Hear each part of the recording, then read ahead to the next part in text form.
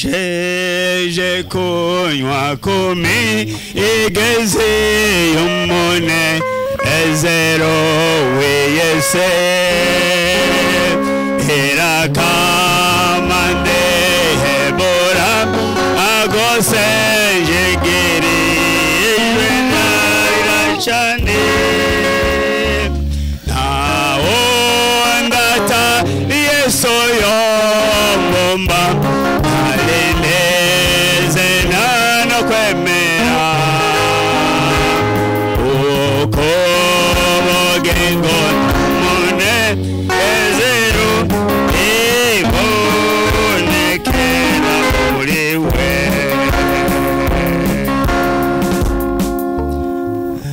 ndabaye mwiwe mwese mwiriwe umwami Yesu nabagirire neza turashima Imana duheje kwiga mpagaze ngaha kugira ngo nigishe ikigwa cyo kwihana neza. Uno munsi mwisi hari ibibazo byinshi, hari ibibazo biterwa no kwibaza mbega narihanye canke sinihanye, mbega nihanye neza canke nihanye nabi. No kuvuga kwihana neza no kwihana kukuri, kandi kwihana murazi uko abantu benshi ivyerekeye kwihana bibaza ko ari kwa kundi kuva hariya mu kibanza ukagenda uri ukafuka mahariye, kandi abandi benshi bibaza yuko naho yo kwihanira mu nzi we biba biheze. Abandi benshi bavuga ati nironderera umuntu w'umwizigirwa jewe ngomba abariwe nihanako. Abandi usanga bafise ibindi bibaza yuko kumbure iyo yiyumviriye wenyene imbere y'Imana agaca avuga ati jewe niyumvira imbere y'Imana nkemera icyaha canje vyose biba biheze. Ariko twagomba tuvugane iki cigwa bita icigwa cyo kwihana neza, kuko abantu benshi barihanye mugabo bihanye nabi. Ijambo ry'Imana liratwereka neza ko kwihana ari ukwaturisha iki akanwa ko Yesu ari umwami, kandi ukizera umutima ko Imana yamuzuye imukuye mu bapfuye, akaba niko waturisha umutima niwo wizeresha, hanyuma ugashobora kuronka kugororoka no gukira imbere y'Imana. Niwasoma hariya mu Baroma igice cya 10 ku murongo wa 9 na 10 niho uzobisanga ivyerekana neza kwihana neza imbere y'Imana. Umbiriza rero, iyo umuntu yihanye neza ikintu ca mbere amaze kwihana arumva ko akeneye kubandanya mu ntambuko z'ishengero zerekana umuntu yihanye neza. Iyo umuntu yihanye neza abwirizwa guca abatizwa akagera igihe akabatizwa. Iyo umuntu yihanye neza no kuvuga hariho ikindi acaronka mpwemu yera. Umuntu yihanye neza acaronka mpwemu yera. Abaronse mpwemu yera zakiza amaboko turabe. Murabona yuko mubikora mukekeranye, kubera iyo umuntu yize neza ico ari cyo kwihana amaze kubimenya, kuko acamenya n'intambuko zikurikira ukwizera no kwihana. Kuko umuntu iyo amaze kwihana haba hariho iyindi ntambuko ajamwo, Imana iramuraba, Imana ikamwemera, Imana ikamushima, hanyuma Imana ikamugendera, agaca aronka mpwemu yera. Kumbure turonsa kanya tuzovugana ivya mpwemu yera, ariko no munsi turavugana ivyerekeye kwihana. Kandi ga iyo umuntu amaze kuronka mpwemu yera hari intambuka cacamwo, acabatizwa muri mpwemu yera, aca yuzuzwa muri mpwemu yera, aca aronka ingabire za mpwemu yera. Imana yo mwijuru nishimwe cyane. Aho niho usanga mu ishengero ry'Imana bimwe byose bariko baratwigisha bamaze kubitahura, bamaze no kubishikira. Nagomba tuvugane iki cigwa cyacu cerekeye kwihana neza canke kwihana kukuri. Soma hariya mu Vyakozwe n'Intumwa igice cya 2, igitabo cy'Ivyakozwe n'Intumwa kijya gice cya kabiri duhere gusoma urya murongo wa 37 bise ku murongo wa 42. Ibyakozwe n'intumwa igice cya kabiri dusoma urya murongo wa 30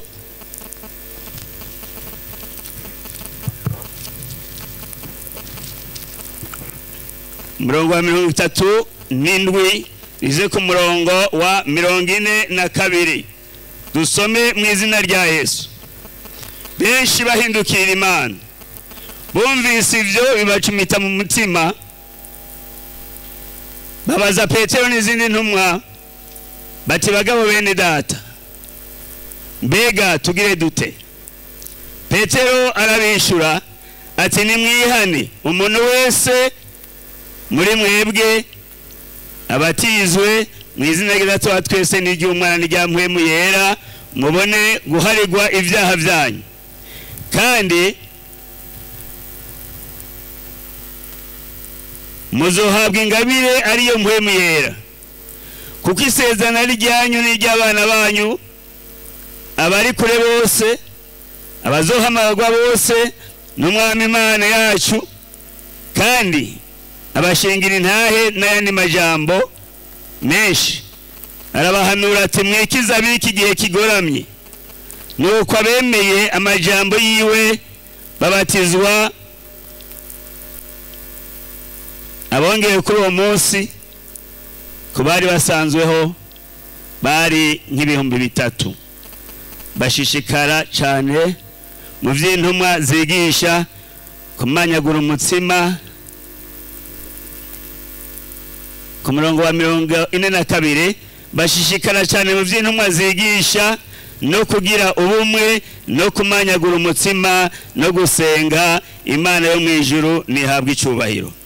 Petero aje azanye ubutumwa bwiza, ubutumwa bw'umuzuzo, ubutumwa buhora, ubutumwa butanga umwidegemvyo, ubutumwa bwugurura ivyiyumviro vy'umuntu, ubutumwa butuma umuntu ashika mu kwiyumva ko ari imbere y'Imana. Hanyuma rero baca bacumitwa mu mutima n'ijambo ry'Imana rikaravuga. Hanyuma ngo baramwegera barabaza bati, bagabo bene data tugire dute? Mbega yababwiye ngo bakora iki? Iri jambo ry'Imana yababwiye ngo mwihane muhindukire kugira ngo ibyaha byanyu bihanagurwe, igihe cyo guhembuka kibone gushika. Hari abantu benshi bagowe, ikibabaje bagorewe mu ishengero. Hari abantu benshi bafite ibibazo kandi ikibabaje bari mu ishengero. Hari abantu benshi bagenda biganyira kandi ikibazo kiri imbere yabo. Murazi Yesu igihe yavuga ubutumwa yababwira ati, mwihane ko ubwami bwo mu ijuru bugize gute? Ubwami bwo mu ijuru buri hafi, ubwami bwo mu ijuru burabegereje. Ariko mugabo kandi abantu bari mu ishengero bafise ibibazo, bafise ingorane, bafise ibyumviro binywanije. Ariko ijambo ry'Imana ritubwira ngo intambuko ya mbere yo kwinjira mu ishengero no kuba muri Yesu no kugira gute? Kugira gute? Kwihana. Na Petero nivyo yababwiye kandi akirababwira ibizokwirikira ukwihana. Ni kugira ngaho ariko hariho ibikwirikira ukwihana iyo umuntu yihanye neza. Imana yo mwijuru nishimwe cyane. Nasomye mu ijambo ry'Imana nabonye ingene kwihana ni ukwemera kubohogwa ivyaha. Ni ukwemera ati, jewe ndi umunyabyaha, jewe nagendeye mu byaha kenshi, ariko no munsi ndemeye ngomba nihane. Kuko ukwihana ni ukwatura ibyaha kugira ngo ubohogwe mu izina ryane, mu izina rya Yesu Kristo. Mu izina rya Yesu Kristo wemeye kwihana urabohoka, ibyaha byawe bigahanagurwa, mbere ntibyongere kwibuka n'imbere y'Imana. Kwihana ni kugira ngo umuntu aronke imbabazi zizanywe n'amaraso ya Yesu Kristo. Kuko umuntu yihanye neza yoga mu maraso ya Yesu Kristo, kandi amaraso ya Yesu yoza icyaha icyo ari cyo cyose. Imana yo mu ijuru nishimwe cyane. iyo umuntu arinze yoga mu maraso ya Yesu Kristo, icyaha cyawe cyose cyaba kinini cyangwa cyari gitoya, no kuvuga kirahanagurwa mu izina rya Yesu Kristo. Kandi iyo wihanye, icyo cyaha wihanye nicongera kwibuka imbere y'Imana. Imana yo mu ijuru niduhezagire cyane. Kandi kwihana kuzana iterambere ryo mu buryo bw'impwemu. Iyo umuntu yihanye aba yemeye kwinjira mu iterambere ryo mu buryo bw'impwemu. Muranyumviriza neza, si mu iterambere ryo mu buryo bw'umubiri, ariko ndavuga mu iterambere ryo mu buryo bw'impwemu. Iterambere ryo mu buryo bw'impwemu, ikimazi cyacu twahawe ni Yesu Kristo, umwana w'Imana nzima. Kandi ijambo ry'Imana tubwira ngo umwizera wese ntazopfa rubi, ariko azohabwa ubugingo budashira bubonekera muri we. Nacyo gituma dusoma ngo umuntu naho yoba yarapfuye azozuka. Imana nishimwe cyane. Rero ntiturabahombe imbere y'Imana. Mugabo uyu muntu yemeye kwihana neza, uyu muntu yaturije akanwa kiwe, uyu muntu yafukamye imbere ya Yesu, uyu muntu yoze mu maraso ya Yesu Kristo, uyu yarihanye neza, kandi abandanya mu ntambuko z'iterambere zo mu kwizera n'iterambere zo mu mpemu.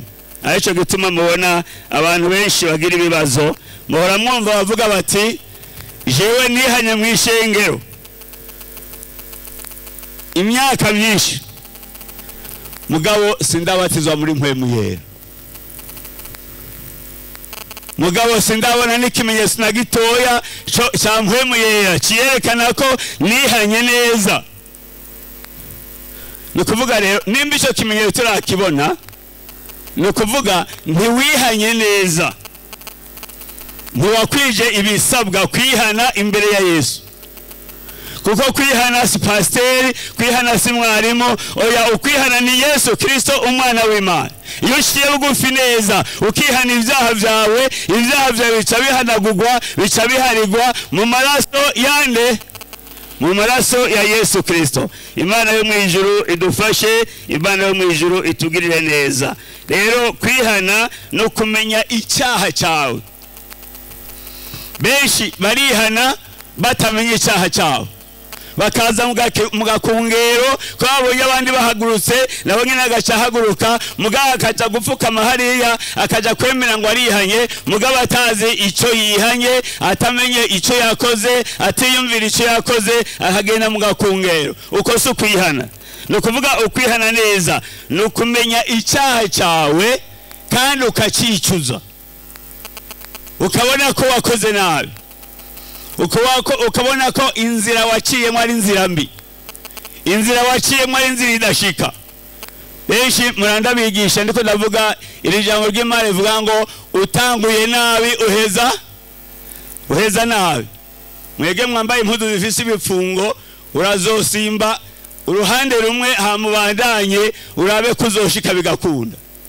Ntibishoboka utihanye neza, no kwihana utihanye neza ntushobora kuzoja mu ijuru.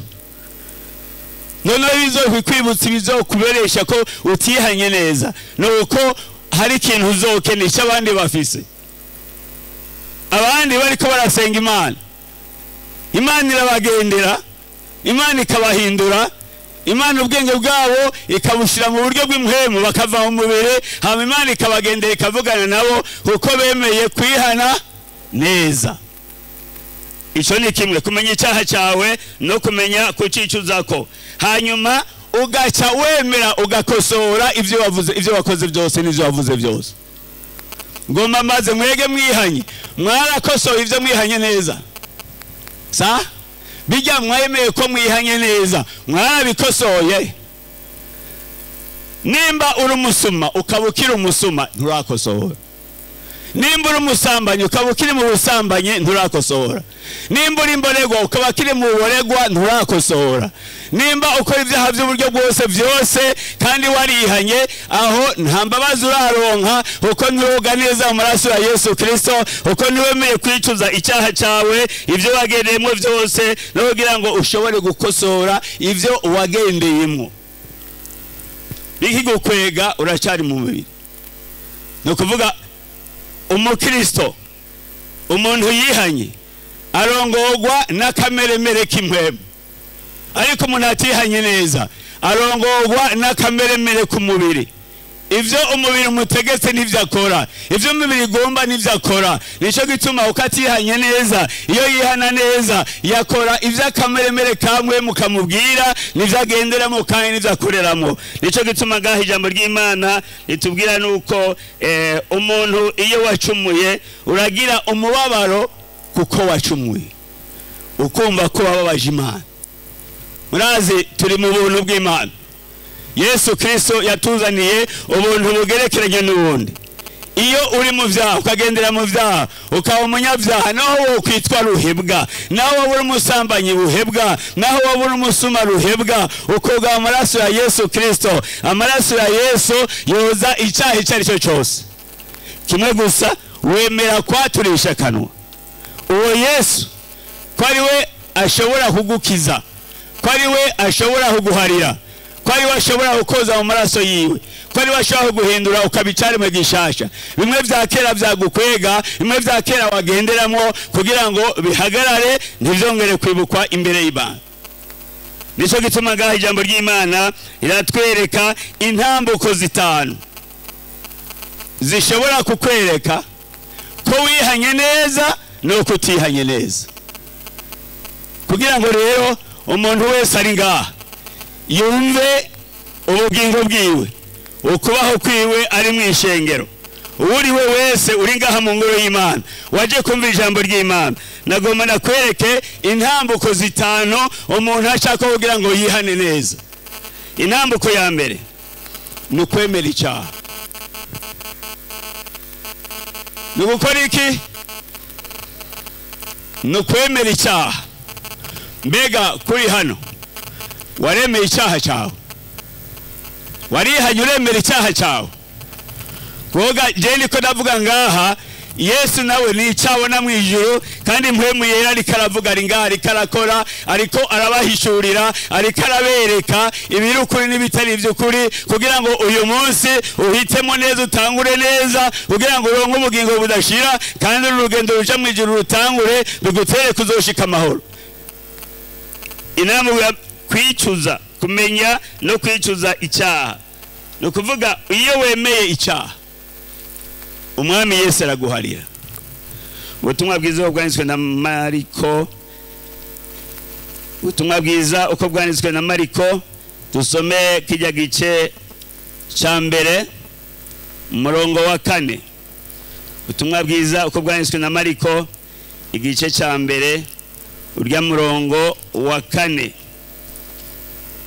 Dusome mu izina rya Yesu Kristo.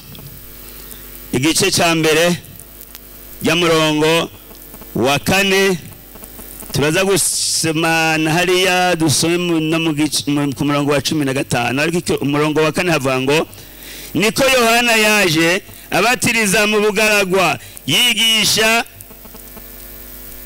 ukubatizwa ko kwihana ngo babohogwe iki? Ivyaha. Yohana yaje yigisha abatiza umubatizo wo kubohogwa ivyaha. Umuntu yumvira ijwi ririko rasemera mu bugaragwa, hanyuma akemera akabatizwa, yabaronse umubatizo wo kwihana ivyaha vyiwe. Murongo wa 15. Ubutumwa bwiza aho nyine twari turi Mariko igice cya mbere, dusome ku murongo wa 15. Havuga ngo, ati igihe kirashitse, ubwami hafi, mwihane mwemere ubutumwa bwiza. Imana nishimwe cyane. Yohana yigisha ababwira ko ubutumwa bwiza bubegereye kandi igihe cyegereje kiri hafi, hanyuma akabigisha kugira ngo bihane. Bamaze kwihana babatizwe mu izina rya Data wa twese n'iry'Umwana n'irya Mpwemu Yera. Nico gituma ngaha ijambo ry'Imana litwemeza yuko umuntu yihanye neza, icya mbere ni ukwemera icyaha ciwe, hanyuma ubwa kabiri ni ukwatura icyaha ciwe. Hariho kwemera urashobora kwemerera aho wicaye ibyaha byawe twege nk'aho tubizi mugabo wewe urabizi kandi n'Imana yo mu ijuru arabizi na Yesu Kristo arabizi na mpwemu yera arabizi kandi arabishingira nawe kuri umunyabyaha. Ubwa mbere rero urumva ko bisabwa yuko ubwirizwa kwatura icyaha cyawe wamaze kukimenya, wamaze kwicuza, wamaze kubona ko umunyabyaha, bisaba yuko uca watura. Ubutumwa bwiza bwa Yesu na Yohana, ubutumwa bwiza bwa Yesu na Yohana kiriya gice cha 16 dusome ku murongo w'8. Ubutumwa bwiza bwa Yesu na Yohana igice cha 16 dusome ku murongo w'8, dusome mu izina rya Yesu Kristo. 8 havuga ngo uwo niyaza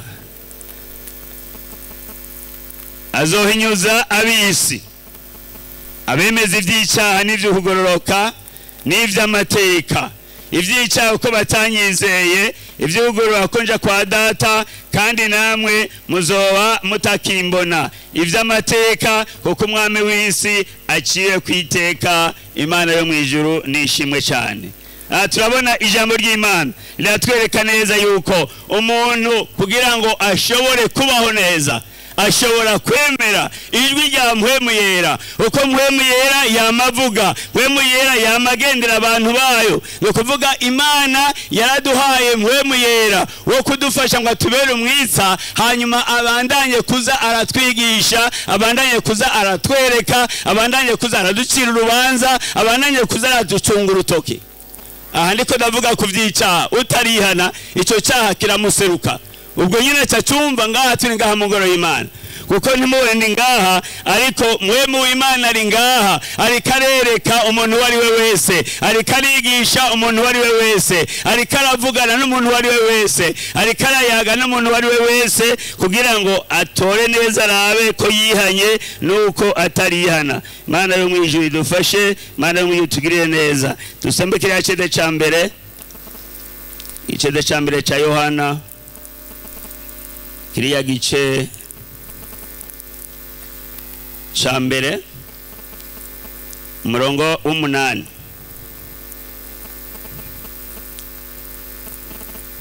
Dusome. Mwashitseyo? Icete ca mbere canditswe na Yohana kiriya gice ca mbere nyene, dusoma urya murongo w'8 wonyene. Havuga ngo tuvuze yuko atacaha dufise tuba twizimiza, ukuri ntikuba kuri muri twebwe. Tuvuze yuko atacaha dufise tuba twizimiza, ukuri ntikuba kuri muri twebwe. Imana yo mu ijuru idufashe cyane. Nukuvuga ngaha mu ijambo ry'Imana, turi imbere y'ijambo ry'Imana tukavuga ati nta caha dufise, haraho tuba twizimiza kuko ukuri nikuba kuri muri twebwe.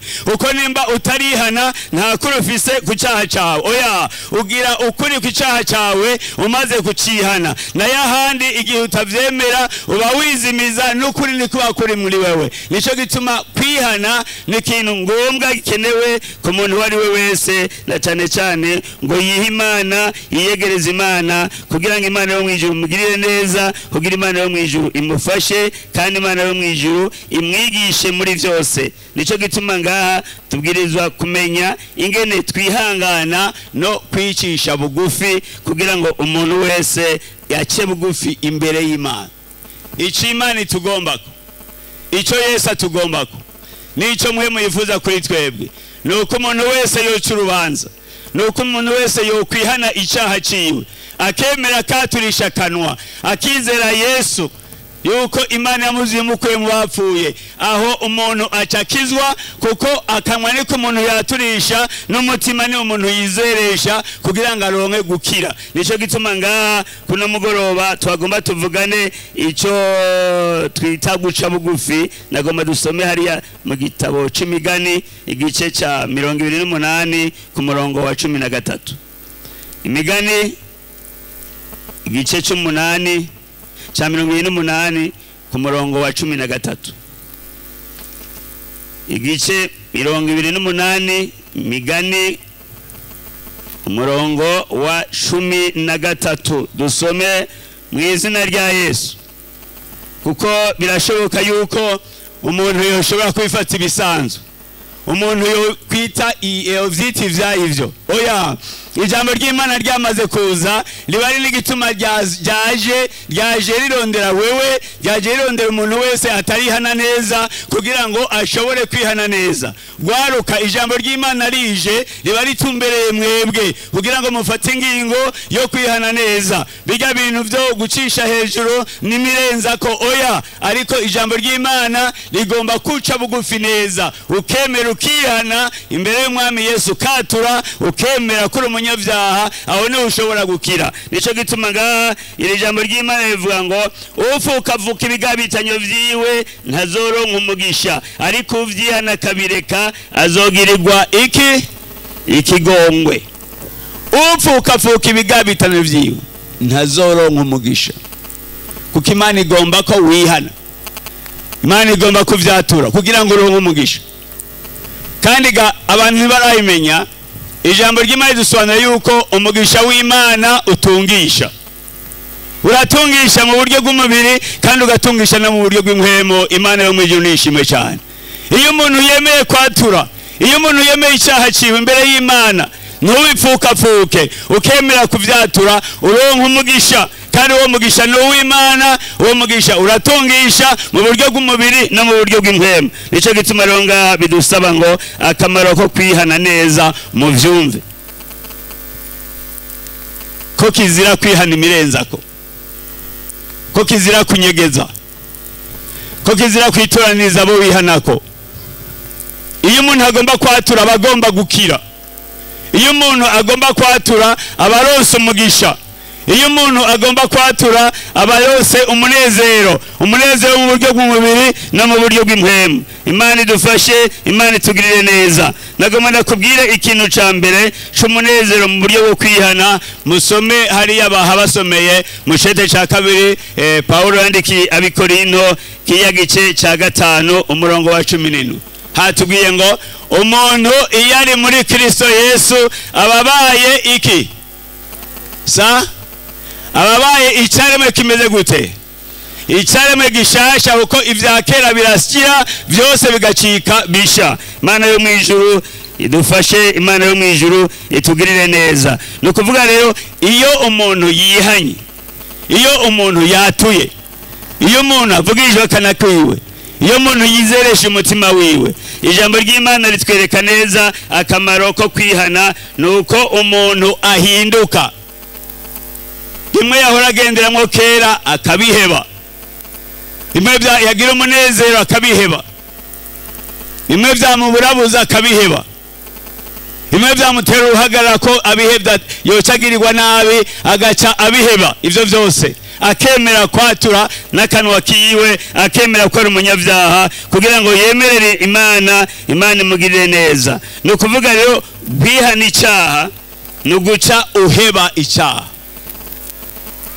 Iyo uvuga ngo narihanye ibyaha, no kuvuga uvuga ngo narihanye ibyaha byose, nta cyaha na kimwe nkikora imbere y'Imana, naramaze kwihana neza.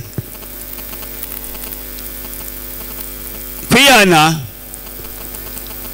ni ukuja kure y'icyaha, kwihana ni uguhunga icyaha. Iyo wihanye uba ugiye kure y'icyaha, ntusubira kucegera. Nimba icyaha cyava mu misore ucuija kure, nimba icyaha cyava mu bagore ucubaja kure, nimba icyaha cyava mu bagabo ucubaja kure, nimba icyaha cyava mu yigeme ucubaja kure, kugira ngo umenye ko wihanye neza. Uwihanye nawe aja kure y'icyaha, kandi icyo cyaha akagihunga, kuko hari icyaha kivyura ingunza. Nayaze n'umutama n'umuntu yatanguranye n'ishengero mu Ruyigi, hanyuma rero yarashaje ageze mu zabukuru. Hanyuma rero aca yumva umuntu bakunda cyane, yari umuririmbyi cyane, aca arambaza ati none ga mwungere ivyo bintu nibiki? Byari bigoye kuvyumva, yarihanye, yakuriye mu ishengero, none arashaje asaziye mu ishengero ivyo gusubira mu vyaha yamenya ngo iyo umuntu yihanye iyo umuntu aciye bugufi ntiyongera gusubira mu vyaha yumva umuntu yasubiye mu vyaha ati ntabarusobanurira kuko ndashaje no hava njana umutima mubi n'ivyumviro bibi je namubwira ngo iyo umuntu yihanye aba yaramaze guhindukira kandi aba yaramaze guhinduka kandi ikindi naco acaye bicaha akaja kure y'icaha akagihunga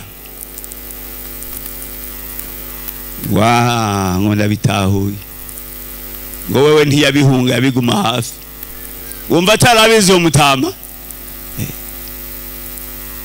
nivyo kuri ntiyabihunga none tuvuge akarorero ukaba warihanye inzoga mugaba ukaja mu kirabu iyi inzoga zinywega utazinywa mbega ubugiye kurondera iki sa nyomba ko ari geragezo ubusubiye mu igeragezwa ricari gukwega kandi rimaze gukwega n'abantu barakwegera n'abandi batari n'abageza kubera abagenze kugira ngo baguhendahende kugira ngo bagutirimutse kugira ngo bagatinywa dukeye rega n'abandi hajya wumva abaporoti n'abakizwa baranywa dukeya ikizira no kuboregwa nturanywa urumvaga ucubwirizwa kubumvira hariho n'abantu baba gusumba canke bagusumvya amahera bagaca batamwa kuremera no kuvuga rero iyo umuntu atamaze kuja kure y'icaha atamaze guhunga urumva cagira ingora nico gituma bisabwa ngo iyo umuntu yihanye neza acazinukwa icaha acaja kure y'icaha akakizinukwa akagiheba gose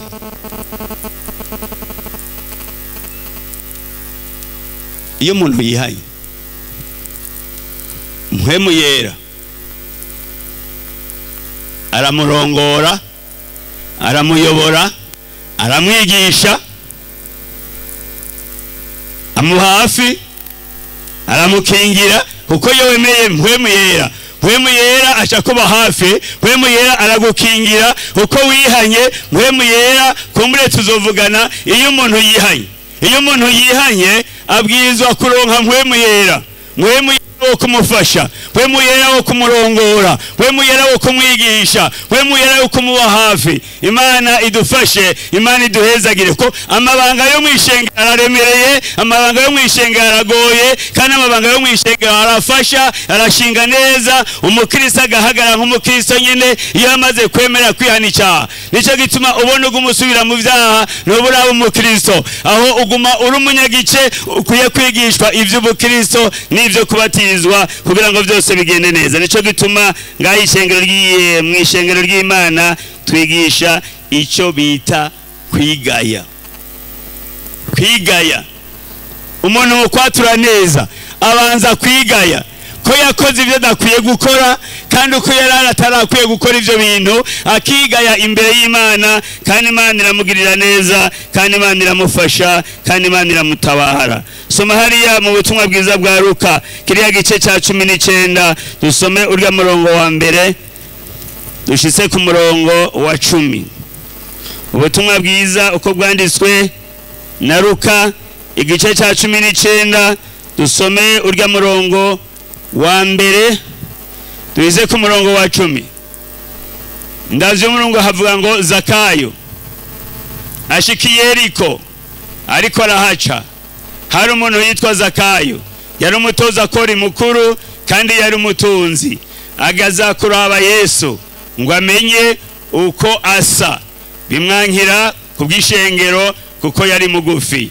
arirukanga aja imbere yurira igiti cyitwa umusukomora ngo amurabe kuko yagira ace muri iyo nzira Yesu ashitse arahagarara aramubarira ati Zakayo ururuka vuba kuko uyu munsi nkwiye kurara iwawe yururuka vuba amwakirana akanyamuneza babibonye bose baridodomba batiko yinjiye kuraba umuntu w'umunyavyaha Zakayo arahagarara abwira umwami Yesu ati raba mugenzi, umugabane w'itunga ryanje ngira ndawuhe aboro, kandi umuntu wese nagunze ndamurihe kane. Yesu amuvuga ko atuyu munsi agakiza gashyitse muri iyi nzu, kuko uyu nawe ari umwana wa Aburahamu, kandi umwana w'umuntu yazanywe no kurondera no gukiza icyari cyazimiye. Imana yo mu ijuru nishimwe cyane.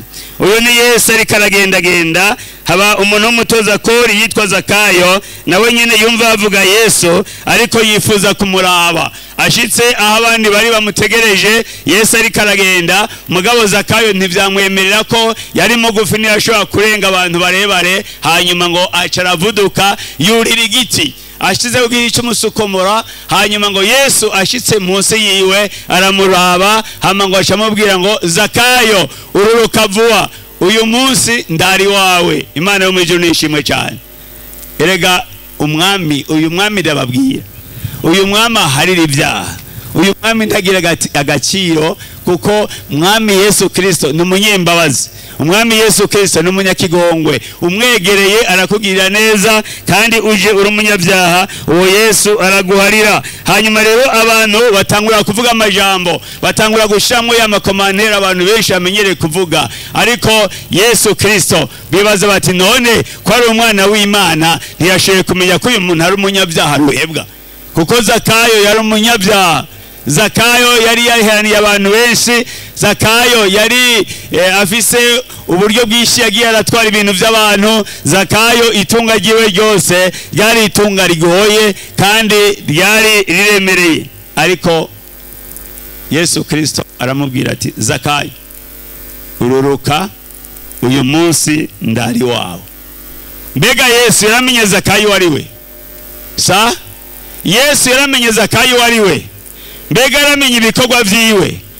Amaze kuraba Zakayo, na Zakayo yaracumise mu mutima, none ko ari wanje, imatanda muryamikako niyo nivye, igitanda ndamuryamikako nico nivye, ibyo mfise byose nivyo, n'imeza yicarako n'intebe aza kwicarako nivyo.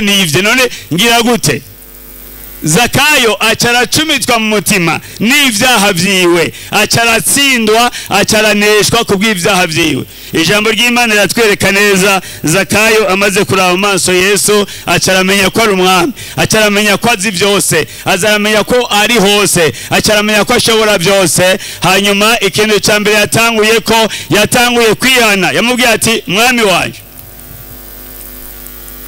ngomba ivyo ntunze byose ndabigaburire abaki, ndabiha abaki, ndabiha aboro. Imana yo mu ijuru nishimwe cyane. Ati kandi abona agunze. Si Yesu yamubwiye, ni we nyine yaciye urubanza. Ati abona agunze ndabariye kangahe? Ndabariye kane. Aha turabona umwami Yesu ijambo yaciye avuga ni ijambo rikomeye cyane. Usomye harya nagomba dusubire tuhasome urya mu gice cya 19, dusome kurya murongo, ubutumwa bwiza bwa Luka 19 agatwamye. Nifuza ko twosomera hamwe uriya murongo, umurongo w'8. Zakayo arahagarara abwira umwami Yesu ati raba mugenzi, umugabane w'itunga ryanje ngira ndawuhe aboro, kandi umuntu wese nagunze ndamurihe kane. Yesu aramuvuga ati uyu munsi agakiza gashyitse mu nzu, muri iyi nzu, kuko uyu nawe ari umwana wa Aburahamu, kandi umwana w'umuntu yazanywe no kurondera no gukiza icyari cyazimiye. Imana yo mu ijuru nishimwe cyane. Abari hambavu yiwe, abariko baravuga ya majambo yo kumukritika ati ni umwana w'Imana bavuga ngo ni Yesu Kristo. None nk'ubu ko agiye kurara mu nzu y'umunyabyaha, ntazi Zakayo wariwe, ntazi ibyaha vyiwe, ntazi ingene yagunze, ariko Zakayo acacumitwa mu mutima abonye umwami amutonesheje, umwami akamwemera kujiwe, acavuga ati abo nagunze bose ngoma ndabariye kane, hanyuma umugabane w'itunga ryanje ndawugabire aboro bose. Nabo nyine acavuga ati n'uyu ni umwana wa Aburahamu. Abariko bari Dodoma arababwira ati umwana w'umuntu nta kindi cyamuzanye, yazanywe no kugira gute? No gukiza no kurondera icyagize gute? Cyari cyazimiye. Imana yo mu ijuru nishimwe cyane. Yesu Kristo uyu munsi kuno mugoroba ari hano mu rusagara, kandi hano mu rusagara aragomba gukiza. Nta kindi cyamuzanye atari ukurondera no gukiza cyari cyazimiye. Birashoboka ko nawe wowe warazimiriye mu byaha, birashoboka ko nawe ufite ibibazo by'ibyaha byawe, ariko nagomba ndakubwire ngo kuno mugoroba Yesu Kristo ari hano. Kuno mugoroba Yesu Kristo aragutabara. Kuno mugoroba Yesu Kristo arakugirira neza. Nico gituma bigusaba ngo witandukanye n'icyaha, wihane neza, kugira ngo ya myidodo mu maranye iminsi utabandi barabatizwa muri mpwemu yera, Yesu batizwa muri mpwemu yera. Abandi barongorwa na mpwemu yera, mugo Yesu ndogwa na mpwemu yera. Abandi baramaze kubatizwa, abandi baramaze kuzura, abandi baronse ingabire, mugabo jewe nibishoboka. Nagoma ndakubwire kuno mugoroba ivyo byose Yesu arabishoboye, kuko Yesu nta kintu nakimwe kimunanira. Yesu ashoboye byose. Nico gitwa kuno mugoroba nagoma ndakubwira inama. Ikintu ca mbere wokora nuko wokwemera icyaha cyawe. Ikintu ca mbere wokora nuko wokwatura ibyaha byawe. Ikintu ca mbere wokora nuko wokwemera ibyaha byawe, kandi Yesu nawe yazanye no gukiza icyari cyazimiye, na wewe urimwo. Nico gituma ndagomba kubwira ngo utarihana, utaremera kwaturisha kanwa kawe, uno mugoroba nagomba kubwira ngo uravyemerewe, kugira ngo nawe ushobore kuvogera mu migisha yose mu buryo bw'impwemu, mu migisha yose mu ishengero ry'Imana. Ariko kugira ngo ivyo birongo vyinjiremo no kubanza kwihana ibyaha byawe, no kubanza guca bugufi, ukemera kuri umunyabyaha, ukemera kudakwiye, ukemera ko waje Yesu, ukemera ko amusubije ku musaraba. Aho rero ngo ucukira wakanwa niko umuntu yaturisha n'umutima niwo umuntu yizeresha. Imana yo mu ijuru nihabwe icubahiro. N'aya majambo y'Imana mwese abayumvise, Imana yo mu ijuru nibahezagire. Abayumvise mwese, Imana yo mu ijuru nibahezagire. Ngiriganuke ryiza ko Yesu Kristo yazanywe no kurondera no gukiza icyari cyazimiye. Niriganuke ryiza.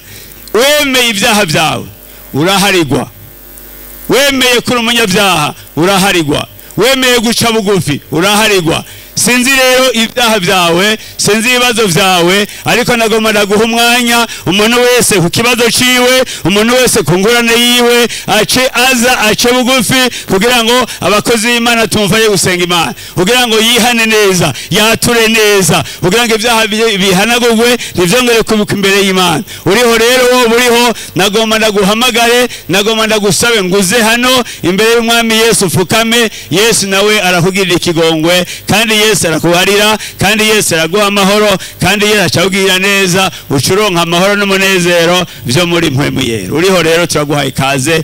Ijambo ry'Imana rivuga ngo bari mwebwe mwimenya uko murizi, jewe mva muri gisinzi ibyaha byawe, ariko naje kukubwira kubw'ibyaha byawe, kugira ngo wihane, kugira ngo utegure neza, kugira ngo umwami ahugirire neza, umwami aguharire, umwami aguha amahoro. Woge umaraso ya Yesu Kristo, uko nta handi agakiza kaboneka, tari izina musije utwihaha abantu dushobora gukirizwamo atari izina rya Yesu. Ndiko ndakubwira mu izina rya Yesu Kristo, uriho ukabona icyaha cyawe, banguka uze, umwami agufashe. Banguka uze, abakozi b'Imana bakwereka inzira z'ingene umwami yo guharira, umwami yo kugirira neza, umwami yo guha amahoro, umwami yo guha umunezero. Turagushima Yesu Kristo, mwagazi w'intama w'Imana, icagukuye mu ijuru kwari ukugira ngo ubohore imitima iboshe. Turagushima ko wemeye ukitanga utigabanije. Amaraso yawe waviriye i Golgota ahumanura abana bawe. Yesu tabara iri shengero riciye bugufi, uryumva uri mu ijuru, urigirire neza. Ibibazo byabo byose babizanye iwawe. Rya cumu wacumitwa mu rubavu rwawe havuyemo amaraso n'amazi ngo abantu buhagirwe ico ryose ry'ibyaha. Tugisenga Mana, aba bantu babohoke, aba bantu bagirirwe imbabazi, ibyaha byabo bihanagurwe. Yesu mwana w'Imana, bagirirwe ikigongwe, kandi igihe nicagera inzamba niyavuga baze bagusanganire. Turagushima ko wemeye kutubohora. Gumana n'iri shengero, urigirire neza. Imitima irushe, imitima izazaniwe, uyigirire neza. Ikigongwe c'Imana cururuke. Urakoze Mana, turagushimiye kubabohoye, turagushimiye kubagiriye neza, turagushimiye kuwemeye icyaha ciwe wese abohotse. Urakoze kuvyemeye, turagushimiye kugiye kubikora mu izina ryawe Yesu. Amen.